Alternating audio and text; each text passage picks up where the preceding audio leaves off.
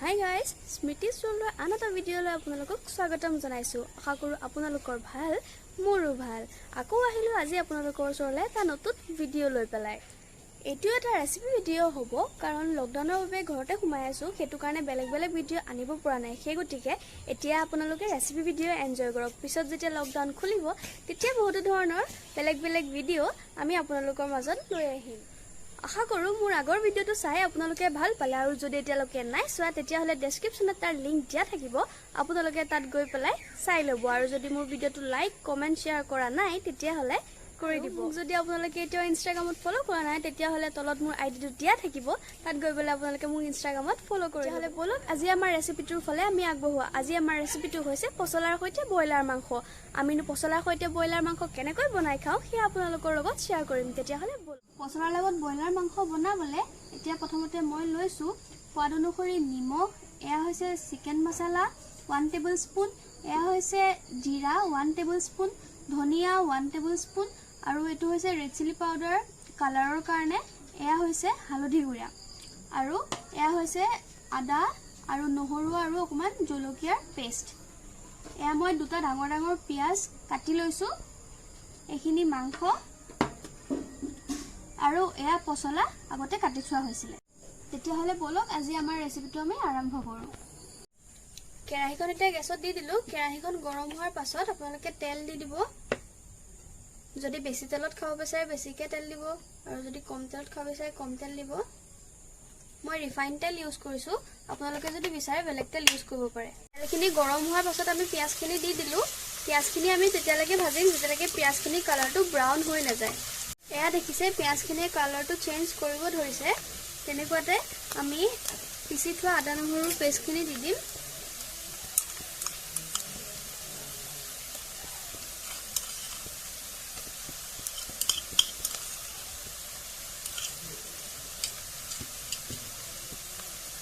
ভালদৰে মিলাই দিম।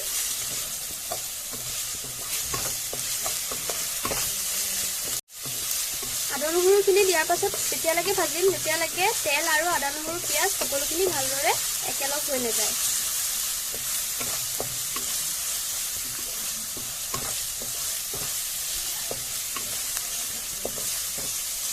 মই ইয়াত মাত্ৰ এটা জলকীয়া দিছো। আপোনালোকে যদি জ্বলাৰ পৰিমাণটো বেছিকৈ খায় তেতিয়া হলে বেছিকৈ জলকীয়া দি দিব পাৰিব।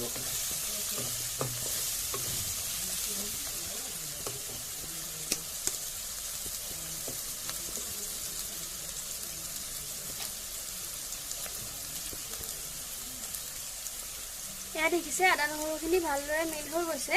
তেতিয়া আদা নহৰুখিনি মিল হোৱাৰ পাছত আমি মাংসখিনি দি দিম।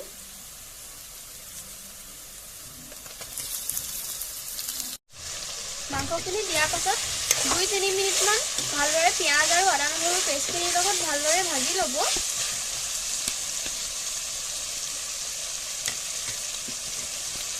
তাৰ পৰা নিমখ দিব সোৱাদ অনুসাৰে।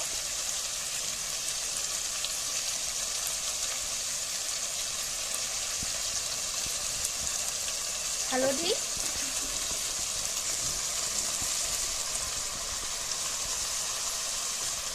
গেছটো মিডিয়াম ফ্লেমত ৰাখিব। চিকেন মছলা,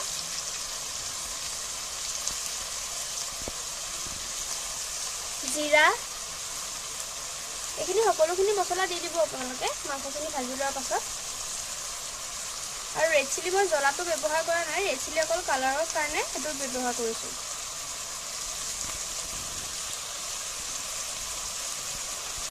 মছলাখিনি দিয়াৰ পাছত ভালদৰে ভাজি ল'ব।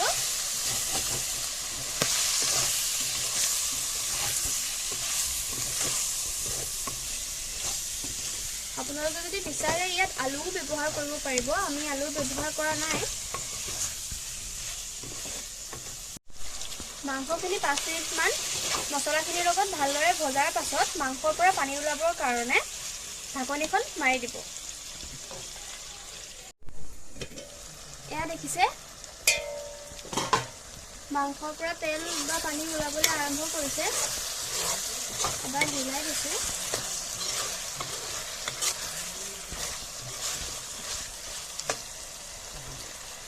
মাংসৰ পৰা তেল ওলোৱাৰ পাছত আপোনালোকে পচলাখিনি দি দিব।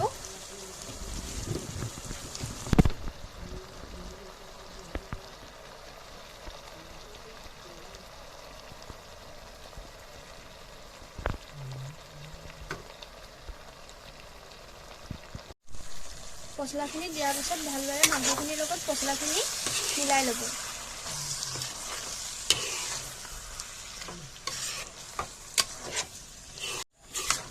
ভালদৰে মাংসখিনিৰ লগত মিলি যোৱাৰ পাছত পচলাৰ পৰা যিহেতুকে পানী ওলাব, পচলাখিনিৰ পৰা পানী ওলোৱালৈকে আপোনালোকে ঢাকি ঢাকি মাজে মাজে লৰাই থাকিব। ঢাকি থোৱাৰ সময়ত গেছটো সদায় মিডিয়াম ফ্লেমত থ'ব, হাই ফ্লেমত থ'লে ধৰি যোৱাৰ সম্ভাৱনা থাকে। এয়া দেখিছে ভালদৰে মিল খাই গৈছে। এতিয়া মই 5 মিনিটৰ মূৰে মূৰে এইখিনি লৰাই থাকিম। এয়া দেখিছে পচলাৰ পৰা পানীটো ওলোৱা আৰম্ভ কৰিছে। আপোনালোকে এনেকৈ মাজে মাজে লৰাই লৰাই 15-20 মিনিটমানৰ কাৰণে এইখিনি ঢাকি ঢাকি সিজাই থাকিব। এয়া মিলাই ল'ব ভালকৈ। পানীটো শুকোৱালৈকে আপোনালোকে এনেকৈ মিডিয়াম ফ্লেমত দি ঢাকি ঢাকি সিজাই থাকিব। আকৌ এবাৰ ঢাকি দিম।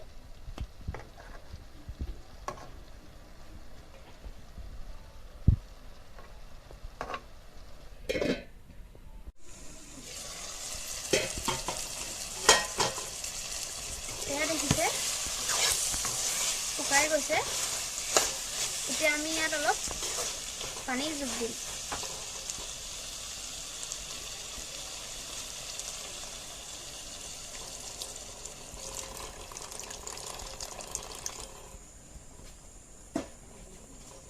অলপেই দিম।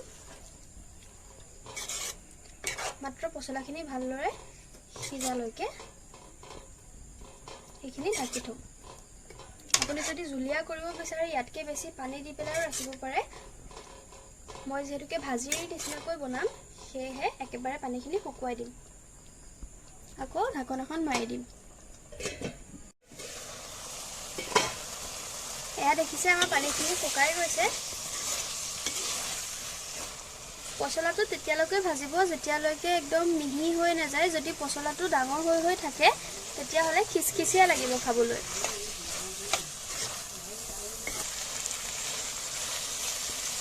এয়া চাওক আমাৰ মাংসটো ভালদৰে সিজি গৈছে কোমল হৈ পেলাই। এয়া আমাৰ পচলাৰ দিয়া ব্ৰইলাৰ মাংস হৈ গৈছে।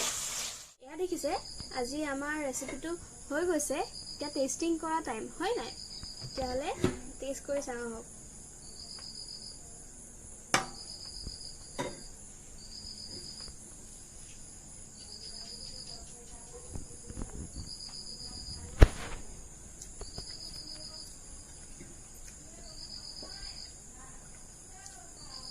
বঢ়িয়া হৈছে খাবলৈ। অলপ ভাতৰ লগতো খাই চাওঁ।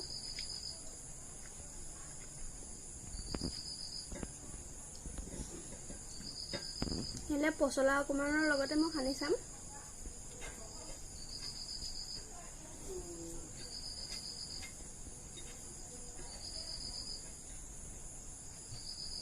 চব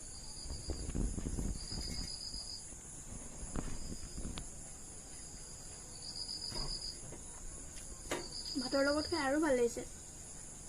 মাংসটো পুৰা কোমল হৈছে আৰু পচলাটো খিচখিচিয়া হৈ থকা নাই, পুৰা ধুনীয়াকৈ সিজি গৈছে।